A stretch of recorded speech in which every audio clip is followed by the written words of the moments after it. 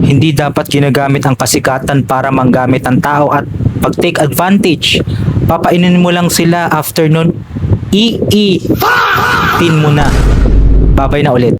Nakita ko to sa Blue Up guys na si Quiz Charlie Boy. Sa mga hindi nakakakilala po, isa po siyang food content creator, vlogger sabi natin ganyan. Tapos ito yung partner niya, ex-partner niya na siguro ngayon. Ewan ko kung sila magkakaayos.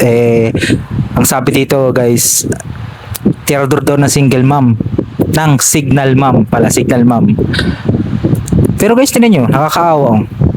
Ako ever since may naging partner ako, hindi ko dinampian ng kamay, kamao, hindi ko sinigawan. Minado yan sila guys. Pero yung ganyan sasaktan, ito isa. Ayaw sabihin naman natin di tayo kasi base dyan sa post.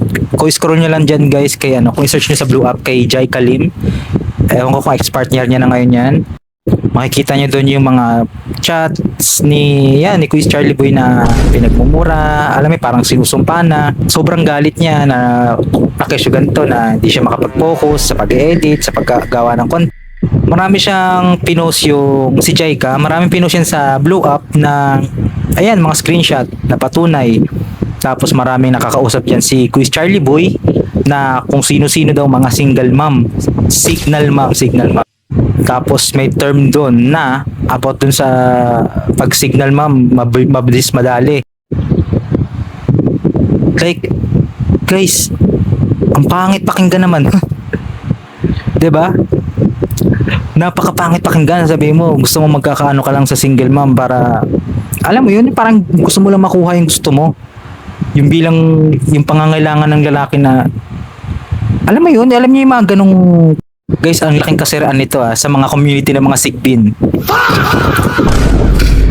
Kasi ang alam niyo ba, mga sigbin, hindi yan kumakalat yung nila, community nila mga sigbin, 'di ba? Yan yung sigbin, mas okay pa nga yung mga kumag 'Di ba? May sabi na maswerteng kumag. Okay pa 'yun Kumpara mo dito sa mga ewan ko. Kaya sabi ko sa comment na kasi guys, nakita ko sa comment sigbin daw. So kung totoo ang mga sigbin, paano mauubos yung mga sigbin na yan, mga ganyan? Pero kidding aside dun guys, sa mga sinabi ko, kidding aside lang alis muna tayo sa mga biro-biro jokes.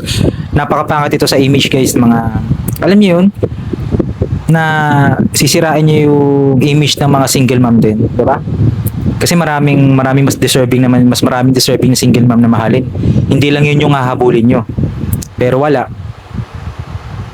Ayun na, pinakita sa social media. Nilabas yung totoong baho.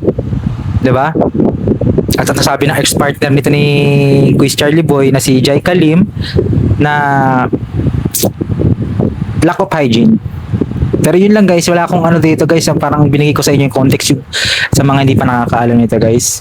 Napakapangit ng parang tingin niya sa mga single mom na parang ganyan lang. Kasi yun yung point niya Kaya nagano sila kasi nga babaero daw si Quiz Charlie Boy at sinawag pa sigbin. Ewan. Kayo na bahala guys, humusga dyan. Basta ito pinakita ko lang sa inyo. Sana magbago ka na. 2026 na Buti lang di ako naging sigbin. Aray ko.